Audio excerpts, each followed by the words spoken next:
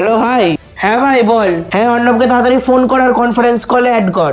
হ্যাঁ হ্যাঁ থাম থাম, আমি ওকে কনফারেন্স কলে অ্যাড করছি, থাম।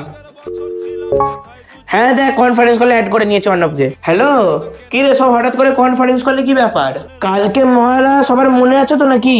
হুম হুম হুম হুম হুম হুম তো প্রতিবারের মতো আমি এইবারও চাই না যে আমি দেরি করে ঘুম থেকে উঠি আর মহালয়াটা মিস করি। তাই কে ভোরবেলা উঠে সবাইকে ফোন করে জাগিয়ে মহালয়াটা শোনাতে পারবি সেটা আমাকে বল। কে পারবি বল, কারণ আমি তো পারবো না, কারণ আমি নিজেই 10টার সময় ঘুম থেকে উঠি। না না না, আমিও পারবো না, আমার দ্বারা তো হবেই না। আরে আমি আছি কি করতে, নিশ্চিন্তে ঘুমিয়ে পড়, আমি সবাইকে জাগিয়ে দেবো।